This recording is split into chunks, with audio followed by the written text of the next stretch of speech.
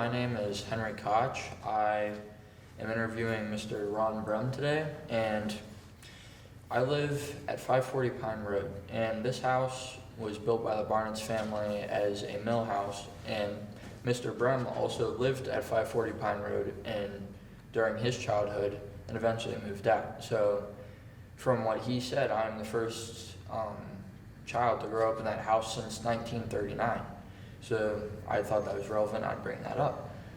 But today we're talking about the Barnitz Mill in the village of Barnitz, and I'll start here. And Mr. Brehm, when did you move in? When did you move in? We moved to Barnitz in 1937. 1937. Was that because of your dad's job? Pardon me? Was that because of your dad's job at the mill? Yes, that was when my dad started to work for Mr. Barnett. What was your dad's job at the mill? He was a truck driver and anything else that was needed to be done around the mill, whatever. You know how many people worked in the mill? Like how many people? Well, there was about four. There was about 4 people there most of the time. I would have thought it was a bigger crew than that. Yeah, no? Just 4. Wow. I wrote all these down, but they're not in order. I'll say that. Well, I'm assuming whenever the mill was sold, your parents moved away. Yes, they moved to Carlisle. Yeah. Now, what was life like around the mill? Was it loud? Was it smoky, like industrial or anything? No, it wasn't any of those things. It was, of course, you could hear the machinery running, but it wasn't real loud. No. You know, the roller mills that crushed the wheat made some noise, but the water wheel and all the gearing and stuff didn't make much noise at all. Wow. How'd your dad learn about the job at the mill? From my uncle. My uncle Herman Dyke worked for Barnitz Mill until Bill Barnitz sold the warehouse on West Street in Carlisle next to the railroad to Paul Sunday, P.O. Sunday. And my uncle went to work for him, called my dad and said there's a job open at Barnitz Mill. What products did the mill make? Well, they made, basically the main thing they made was flour. And they also made cornmeal. There was also a winter, W-I-N-N-E-R, winter flour, which is a better grade. I think it was like a cake flour. And the cornmeal was a very big thing because it was ground on a stone, and people liked that. So that's basically what they made. Now, when people would try to buy this, would they buy it directly from the mill, or would they have to go into town to the store to buy it? You could come right to the mill and get it. Yeah. Now, to get it to town, didn't they ship it off of the railroad platform? Pardon me? Didn't they ship it off of the railroad platform? Well, they would, during the war, the railroad would put a car in the siding right back of your wash house and pull it into the warehouse or into that area. Yeah. And they would load that with flour. And it went to the military during the war and other places. They used the railroad quite a bit. Now, wasn't that Reading Railroad? It was Reading Railroad. Because I remember there was because Barnett's wasn't really heard of at the time, there was in 1905 a crash. Yeah. A head-on collision with 2 trains. Yeah. Just about, probably by King's Gap store, almost, between King's Gap and Barnett's, that's what it said in the newspaper. Yeah. Now, I understand that the mill was not just the mill, it was a milling complex. Like, weren't there a sawmill and a fulling mill? there were three races that come off of Main Creek, and one went into the mill pond that run the mill, one went to the sawmill, and one went to the cooper's mill. And there was also at one time, but I knew nothing about this, a fulling mill, which had to do with cloth. And I know nothing. I don't know where that was. I don't know how it was run. I know nothing. Huh. It wasn't around when I was. What were the operating hours of the mill? Like, when did the workday start and end? 7 to 5. 7 to 5. Now, did it run year-round, or did it close in the wintertime? Pardon me? Did the mill close in the wintertime, or did it run year-round? Oh, it run year-round. And it was ice cold in the mill. Wow. They had a little stove in the office, but other than that, the mill was ice cold. Like a little parlor stove. Yeah. Huh. Let's see. What happened, like, when did they tear down all the other buildings other than the Barnitz Mill? Well, I don't know exactly when it was torn down, but Paul Bear, who was a local boy, bought the warehouse, and he used it for a business, hay and straw and grain, and he built the house next to you. Oh, that house. And I don't know exactly when that was torn down. Plus, the house that was on the corner, and also the scale shed, where the scales were that you could pull a truck on. That was right on the corner. Now, where the park sits... When they were torn down, I don't know exactly, because I don't know. I wasn't paying attention, I guess, but... That's all right. Now, where the parking lot is, where the Stewart Park sign wasn't there a house there? Because I remember seeing that photo with the warehouse and the scale shed. You know where the sign was that was knocked down? Mm-hmm. That's approximately where the house was. Now, was that There was a road in front of the house, and as you crawled out the back window, you were in water. Oh, because... That's where the race come into the mill.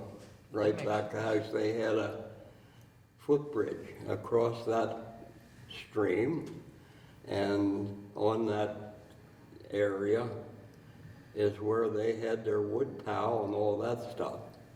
Yeah. And then up where the two things were, where the water came in between, you're familiar. Yeah. Right toward the mill from that, there was a garage that went to that house. That makes sense, yeah. Now, with the park being open now, was it much more wooded? Were there a lot more trees there than there are now? Yeah. So it was like a forest. I heard you telling me a story about this, but who was Elijah Brown? Elijah Brown was a African American, a black gentleman who came from Virginia, brought up from Virginia by the Steigelman family for their farm, which is, their farm was on the other side of the bridge, right below the mill. And I don't know how they got in touch with him. His parents were slaves, Culpeper, Virginia. And when the Steigelmans quit farming, Mrs. Barnett took him at her place, and he had an apartment above the garage. Yeah, in that window. Yeah. It's still there. And so he was with her till he died. When did he die? I don't know, but the information's on. He's buried in the Holly Cemetery with the rest of the Barnes family, and his date is on there. I'm thinking 70s sometime. I'm not sure. I stop and look at that gravesite on occasion. I should write that all down. It's all there. Well, it's all being recorded now, so that's good. Didn't you say you had a bike that he'd ride to Carlisle and to Mount Holly? He must have put 1,000,000 miles on that bike. Elisha rode the bike everywhere. That's the only transportation he had. And, yeah, I don't know whatever happened to the bike, but he rode it, my gosh, forever. And Mrs. Barnitz bought the tires and stuff, whatever he needed for it. But he would change them himself. He couldn't read or write. Did I say that? No, you didn't mention that yet. He couldn't read or write. Huh. Now, was he part of the 4-man crew in the mill? No, Oh, he wasn't? no. He was totally the helper for the Barnett family. He cooked, he mowed, made the beds, done the washing, all that stuff. That's what he did. He did nothing at the mill. Now, the reason this is relevant to this is because in, I want to say the 1930s or 40s, wasn't it, that Mrs. Barnett's husband died? He drowned in Africa? You want to hear that whole story? Sure. We got time. Well, my dad was hired by William B. Barnett in fall of 1937. And when we moved there, in the house you live in,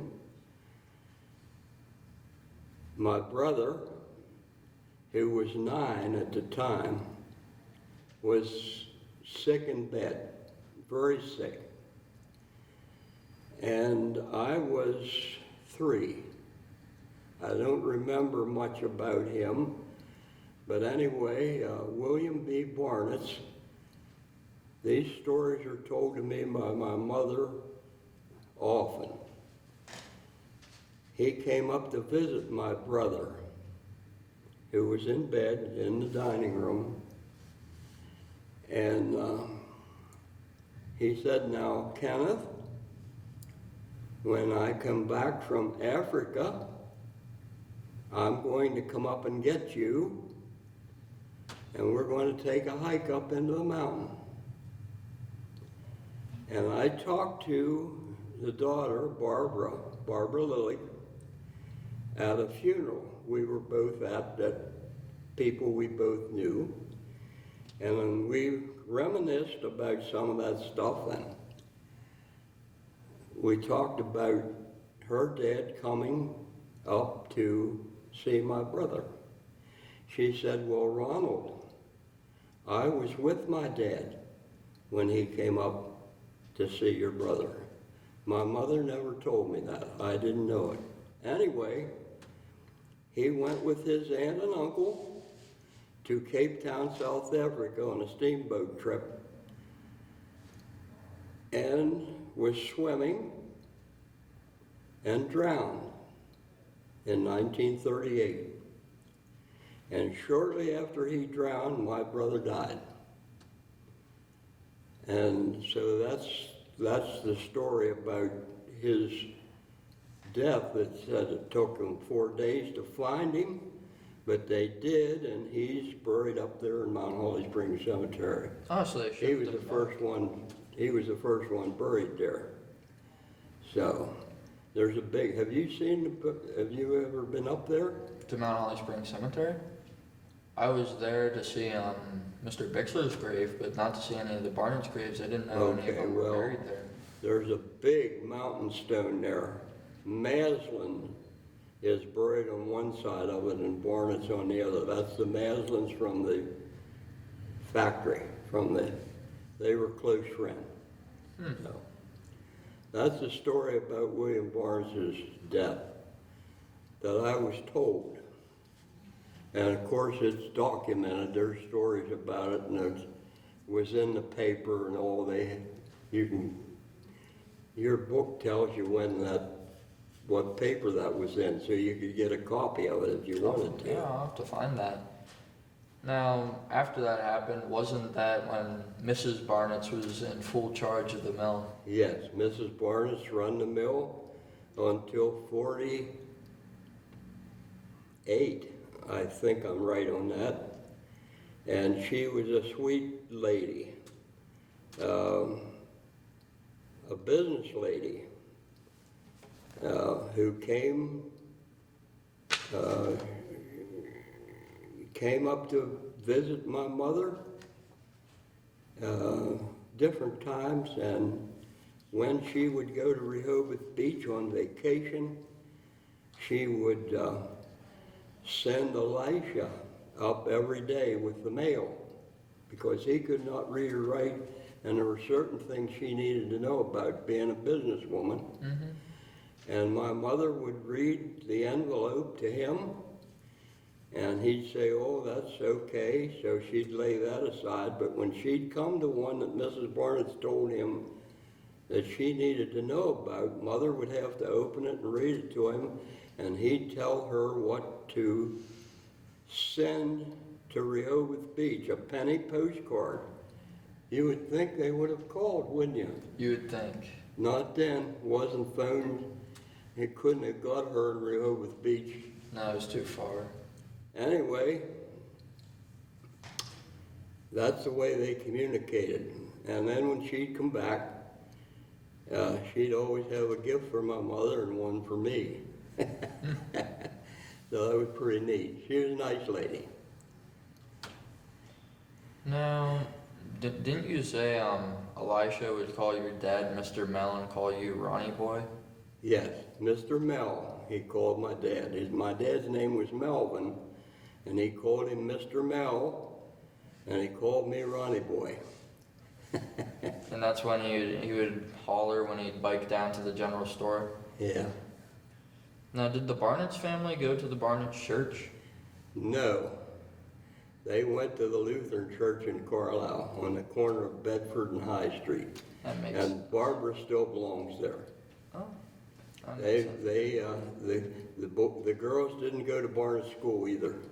The one-room school. Mm-hmm. They were sent to Carlisle to friends and relatives and went to school in Carlisle.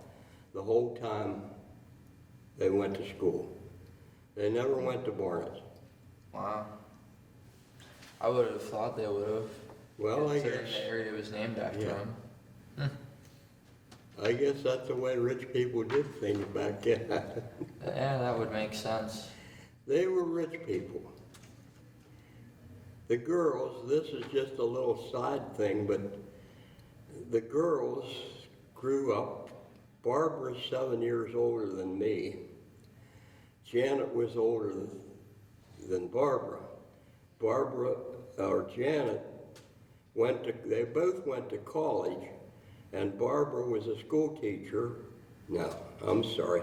Janet was a school teacher in Baltimore. Died very young, though, and never married. But Barbara married Dave Lilly, and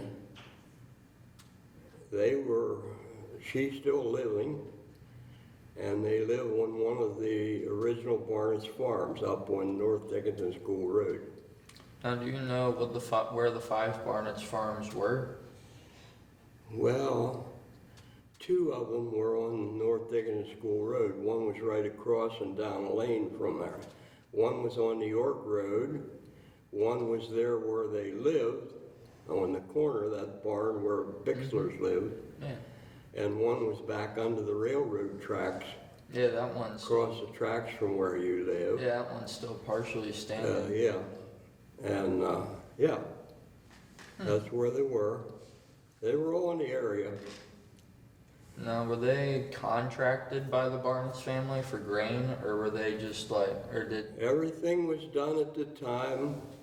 It was called farming on the half. The farmer got half the grain, and the Barnitz family got half the grain. And they would get paid for that half? I guess they paid him in cash, I don't know. They paid the farmer. Yeah. He could sell his grain.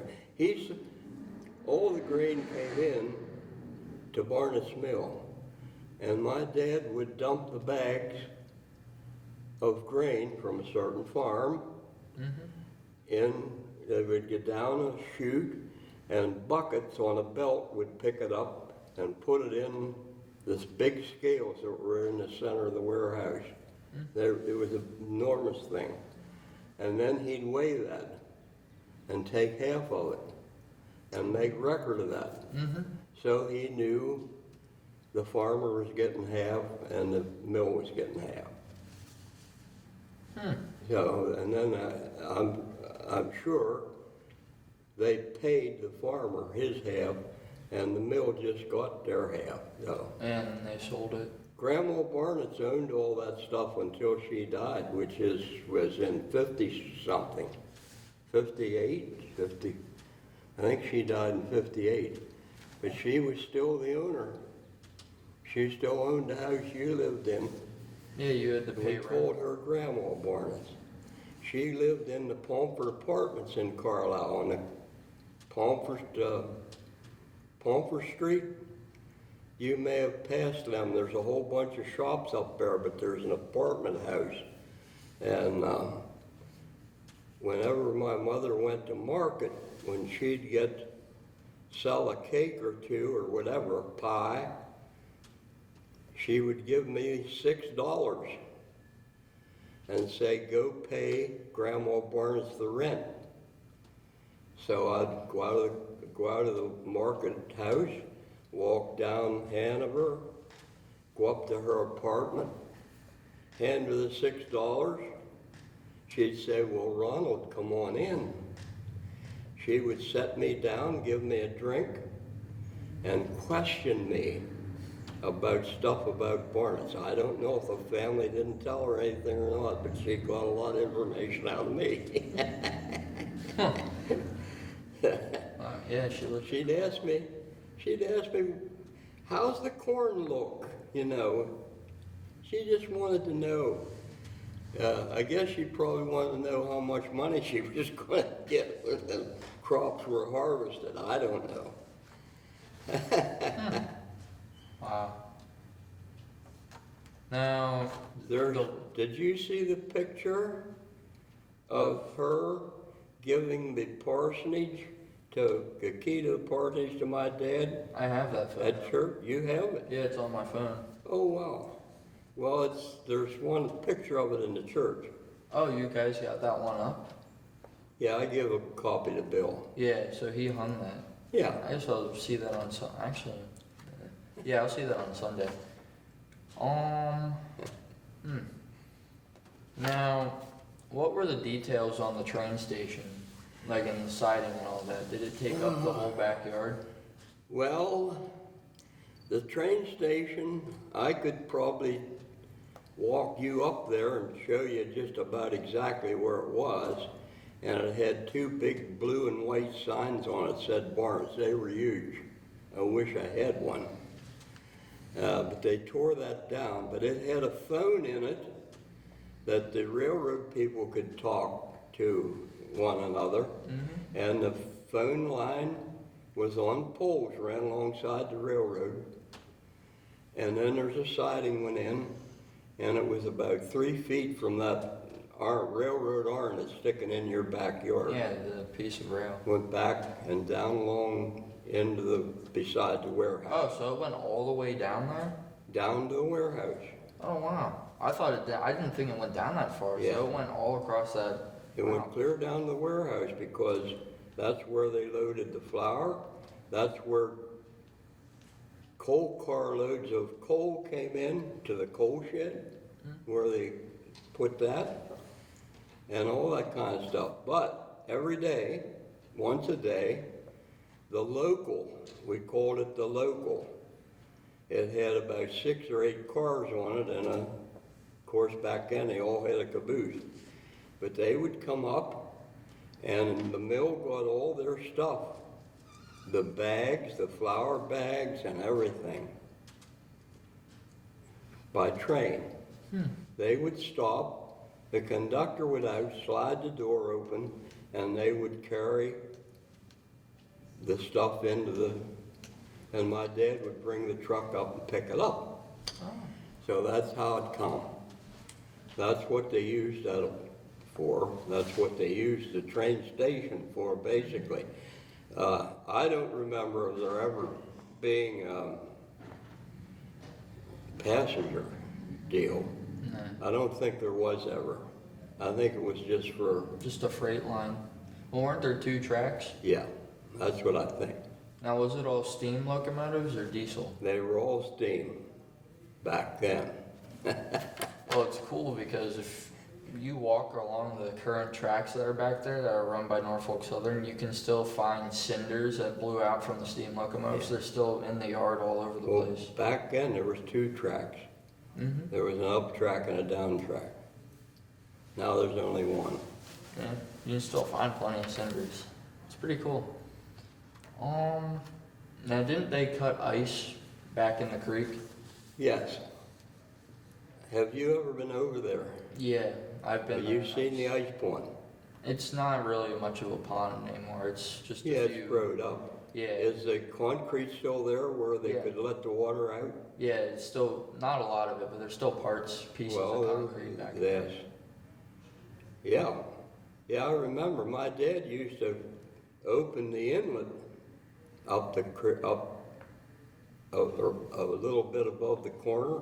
Mm-hmm. He'd open the inlet, let the water in. The one where it goes out would be closed, and it'd fill that up, and it would freeze.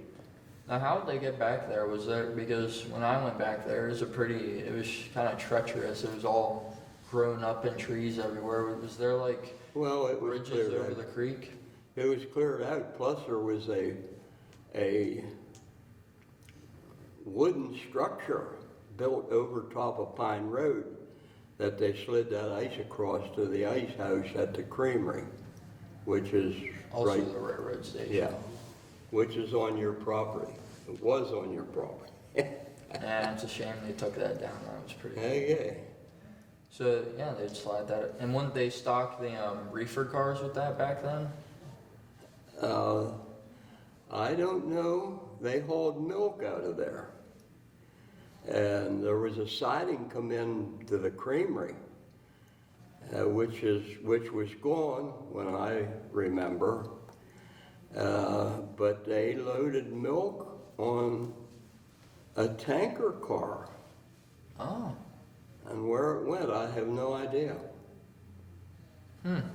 But there's a picture of that in one of the books that I have, and you've seen a picture of the creamery. Yeah, it was. And the ice house. You Yeah. would think, like, from the way you describe it and all that, you would think it's just a small station, but it's like a 2-story building. Yeah, Almost. it It was was- huge.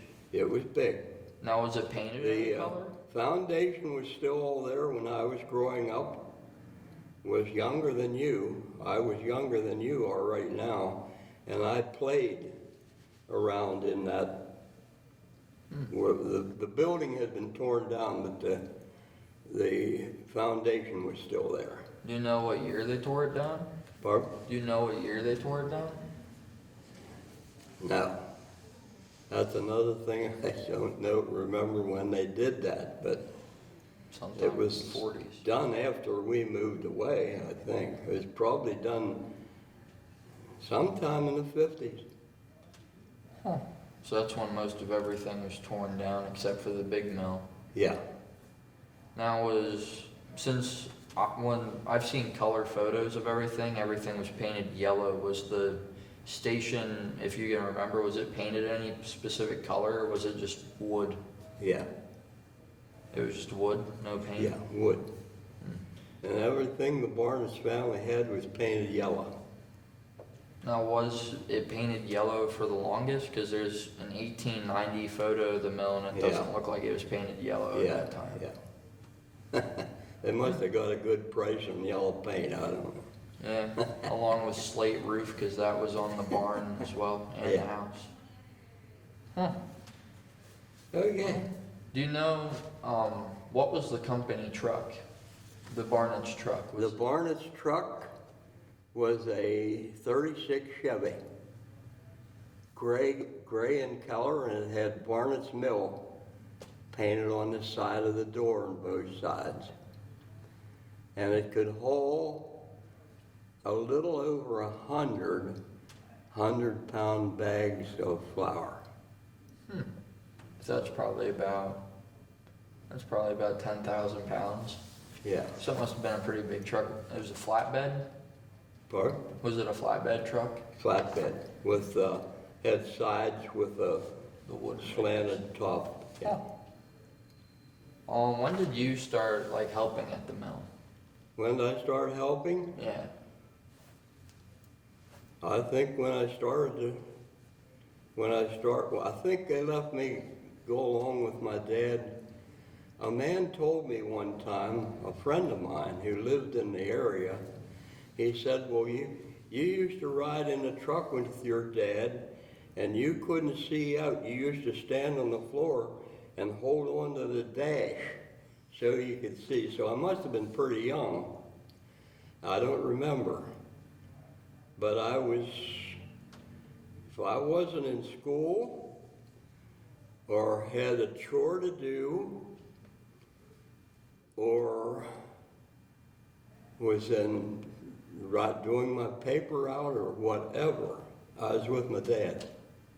In the mill, in the truck, out to the farms, hauling in wheat and corn, whatever. I was with him.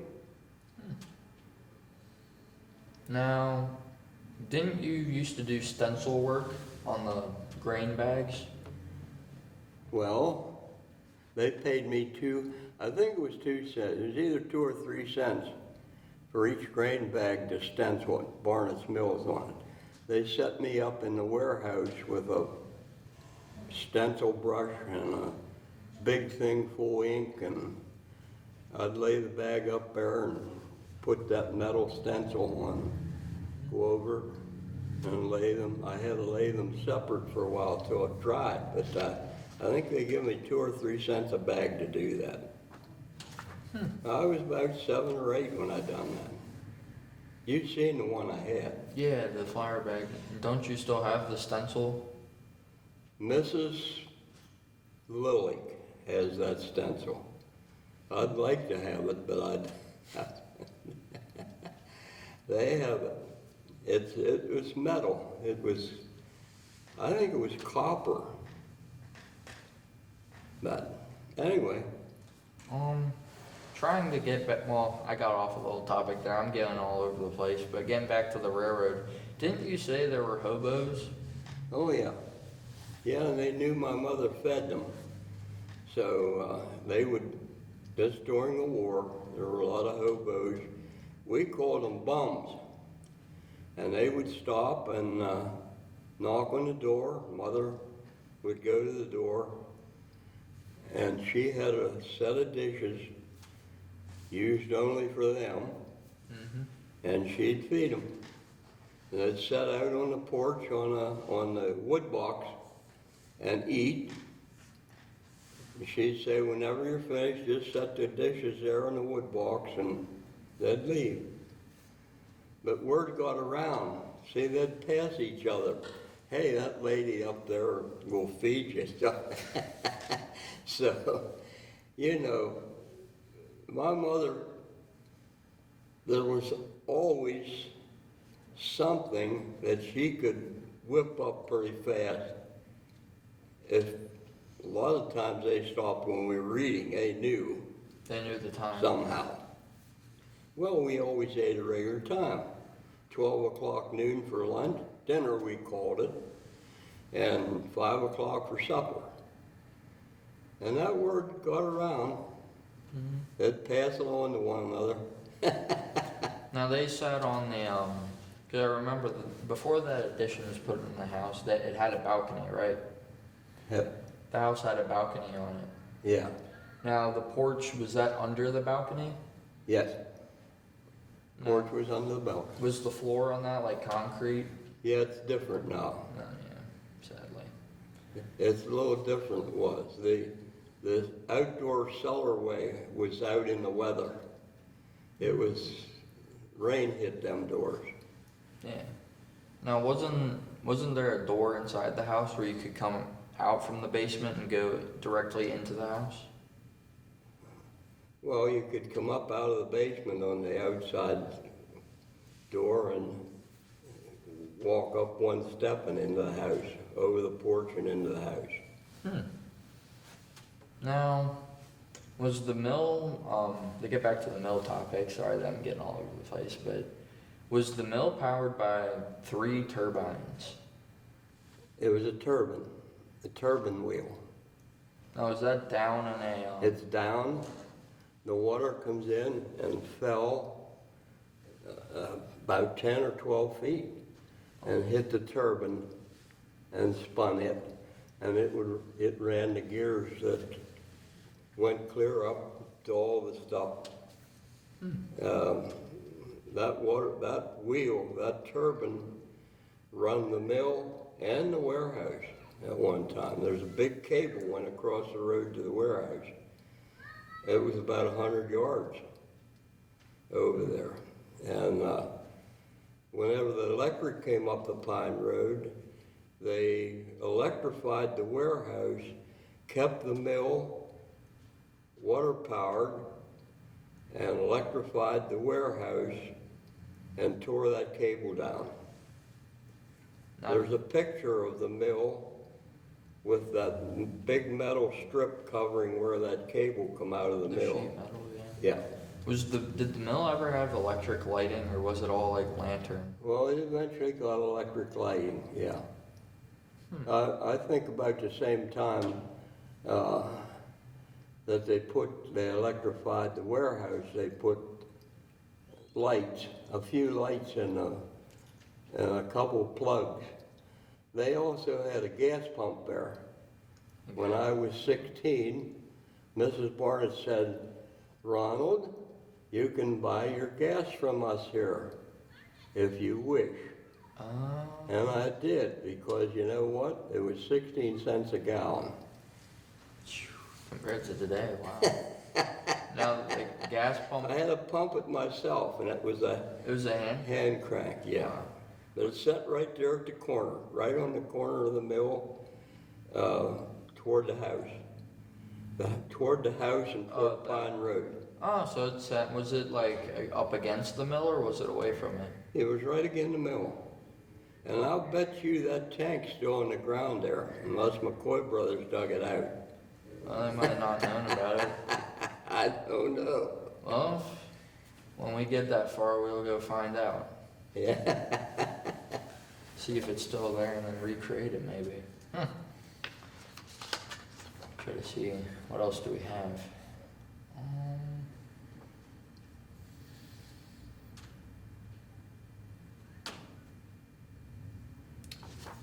When did you stop, like, working at the mill? Stenciling and all that? Well, probably when Newhouser and Wright took it over, and my dad was still there then. I don't know, I probably worked there at the mill until it actually closed up. I say worked, I thought it was playing, but I didn't get paid. I never got paid anything other than what I'd done, the stenciling and stuff like that. I never got paid I wasn't an employee. So, I think I was there the whole time, even when Newhouser and Wright run it. They were good friends of mine. They got to be good friends. Mr. Wright, Morgan Wright, was married to Mr. Newhouser's daughter, and he was a retired naval officer. And they had 5 children, and I used to babysit them for Morgan Wright when they'd go. He and his wife would go out for whatever reason, and so, yeah. I think I was doing stuff at the mill and warehouse even then. Probably not as much. What was it like when the mill closed? Like, Well, it was sad to the farmers and all the people that got their cornmeal ground there, because, I mean, people from miles around came to get their cornmeal ground there because it was a stone. And I don't know, even today, it's hard to find a place that grinds corn on a stone. Most of it now is a hammer mill. They call it a hammer mill. So, yeah, it was sort of a downside to the community, because the mill there was always somebody there with pulled in with a wagon, a team of horses, and they were getting feed and whatever. So, yeah. Now, when they closed the mill, did they drain the mill race, or was the mill pond and all that still full of water? Well, not right away. McCoy brothers did all that. After they bought the mill, they done all closed up, and John McCoy sold all the stuff out of the mill, all the mechanical everything. And that was the wrong thing to do. And Bill McCoy, I questioned him about it one time. He said, I had nothing to do with that. It was John who sold the stuff out of the mill. So I only know what Bill told me. Bill and his wife and family and John, they all went to Barnes Church. They were all friends. Man, but do we know anywhere where that equipment might have gone? Pardon me? Do we know where that equipment might have gone when he sold it? Yeah. Who did that? No, where it went, who he sold it to. Oh, they said it went to Virginia. That's all I know. I don't know where in Virginia, but they said it went to Virginia. That's what I was told, and I wish I knew, don't you? Yeah, so do I. I mean, I think there still is a little bit of equipment left over inside of there that they couldn't get to, but most of it was probably sold. Okay. Now, with the mill, when you look at it now, there's that concrete block in front of the water wheel hole. Was that always there, or was that added by McCoy Brothers? In front of the opening? In front of the opening, that big concrete slab. That was always there. That was always there. And there were round steel bars that went down, so no pieces of wood that would float in there or whatever could get into the turbine. And my dad would take a fork that was made like a hook and go down once a week and pull all the crap that was up against them, because it hindered the water from coming in it. So he'd clean them bars out once a week. Like I said, my dad done most of everything. He done a little bit of everything. And when he would do that, oftentimes he would hook a catfish and bring it up. They were, well, the catfish liked that water, and they also liked there was mud down there and so on and so forth. But he'd hook, so he'd bring them home, and my mother would skin them and fry them for supper. They were good. Wow.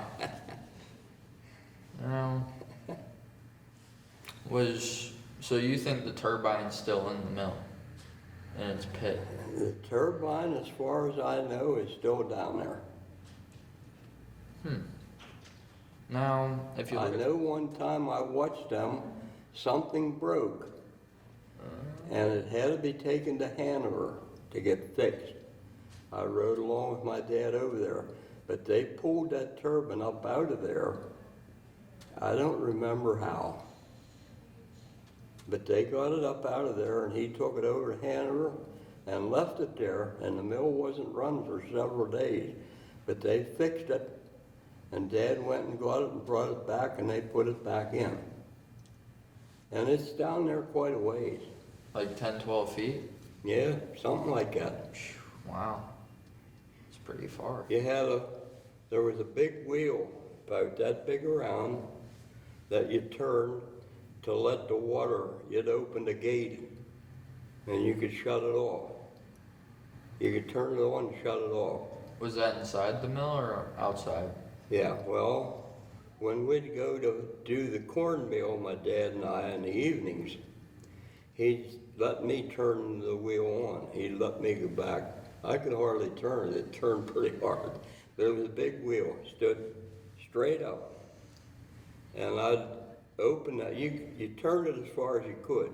And I'd open the gate up to let the water down to hit the turbine. And then before we'd go home, he'd say, well, go turn it off. So I'd go back and turn it off. Now, if you look at the mill, there's the front opening, but there's also an opening in the back. What was that for? Was that like a That tail was race? for the tail race. The water went out through there after it went through the turbine. It went out and then it went down and back into the creek, right down along that road that goes down to the bridge. When the tail race run right down along there. So the water came directly out the back. Yeah. Yep. And all those the sawmill and everything else done the same thing. The tail race off of them all went back in the creek, because the creek makes a big circle there. Yeah. Now, did the sawmill and all that run off of the tail race from the mill, or did it run? No, it had its own race. There were three of them. The three of them came through that. One went to the mill, one went to the sawmill, and one went to the cooper's mill. So they all three of them came through those front gates. Yeah. That makes sense. Yep. Trying to think of what else to ask you. The whole village, yeah. Well, what else? Was there anything else in the village of Barnitz other than church, schoolhouse, and all the mill stuff? General store and all that? That was it? There was just all that? Yeah. So it was a small, isolated area. Yeah. Now,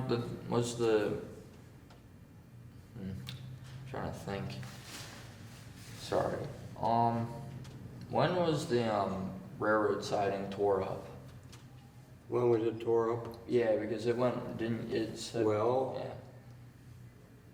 that was around the same time when the house was sold in the 50s. Sometime in the 50s. And it was sold to the Bretzmans? Yeah. Yep. They used to use that siding. A lot of times a railroad car would get they called it a hot box. It would catch fire. The bearing. Those bearings were oiled by waste. They called it waste rags soaked in oil. And when they'd get dry enough just at the right time, they sometimes catch fire. Well, they'd have to stop the train and they'd back that in the siding and stop it right there on the side of the hill before it got back to the wash house. Yeah. And they'd come in, and we always had a bucket there by the well, the old well. I don't think that's there anymore, is it? Beside the wash house. No, that's still there. We don't use it, but it's still there. They'd pump water and take it up and throw it on out in the fire and hook up again and drive away. Then they'd come back later and somebody would bring fresh waste rags and take all that old stuff out and squirt oil in there and throw the rags in. They'd hook up to it and away it would go. But that was all done on that siding. Wow. So would the railroad employees go to the general store at all? Go to the store? Yeah, would they? When they Oh, I'm sure they did. They would all, when the track workers came, they'd park their dinky on that siding, and then at lunchtime, they'd come down on the lawn, lean up against a tree or something, and eat lunch. And I'd always be around because I'd always get a cookie or two from those railroad people. We knew them. They were people that lived in Mount Holly or whatever and worked for the railroad. That was the track crew for that section of track. There was a crew that had a section to take care of. And then another crew down another section. But this dinky was a little gasoline-powered thing on railroad wheels. And that's what they rode in, had all their tools and everything they needed, and a place for their lunch boxes, and they all rode on it. There was like 4 or 5 of them. They'd sit on the side with their feet hanging down, and the guy that was the boss would run the thing. It was pretty neat, a neat little deal. I got a ride on one time. Now, was the Pine Road dirt at the time? Pardon? Was the Pine Road dirt at the time? It was a dirt road when we moved there, but shortly after that, they paved it. And that's when they banked the corner at the mill. Before that, it was all level. Come up the Pine Road, it was level going around that corner. Down. Now there's a little hill goes down to the mill. That was all level. Oh, wow. Huh. Yeah.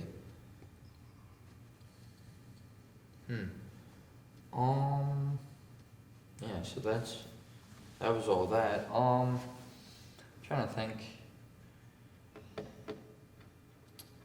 Did any of whenever the mill shut down, did any of the farmers move away?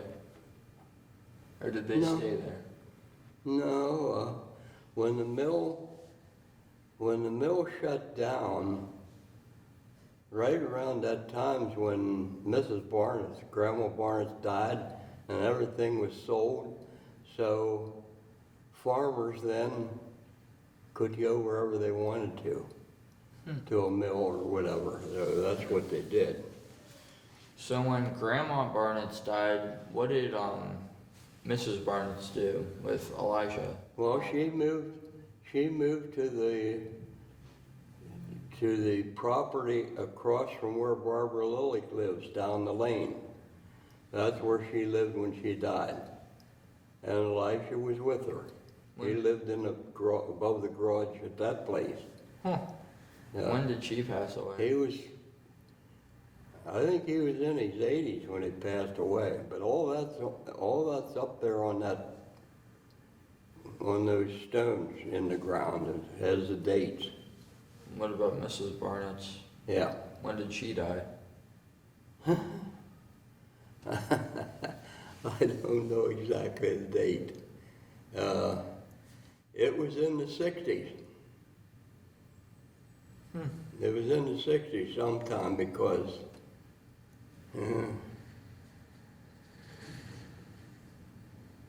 yeah, it was after 62 because I'd done work for her there, and we didn't move up on the Pine Road till 62. I think I'm right on it. Yeah, because my youngest son was 2 whenever we moved there, 62. So it was after that, because I lived there when I did work for her at that house. I'm going to go up there. I'm going to write all them dates down off of them stones. I need Documentary. else is there?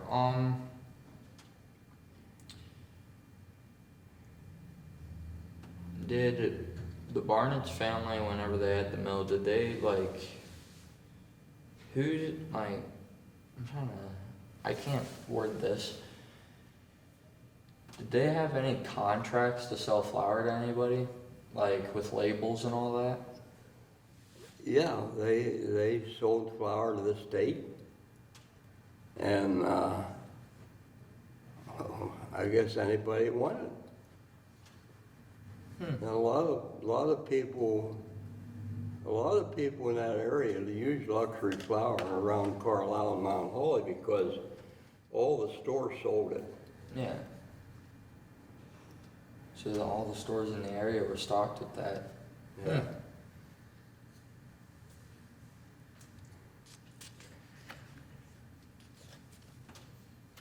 I do have one last question for you. Yeah. On the side of the mill, where there's those two boards on the foundation, were those doors? Yeah. Well, I believe I'm pretty much out of questions now for you, Okay. Mr. Brehm. I'll have to Well, come that's up with good. You more had some sometime. good ones there. Yes, well, thank you for your time. And Yeah. Well, thanks, Henry. That was a good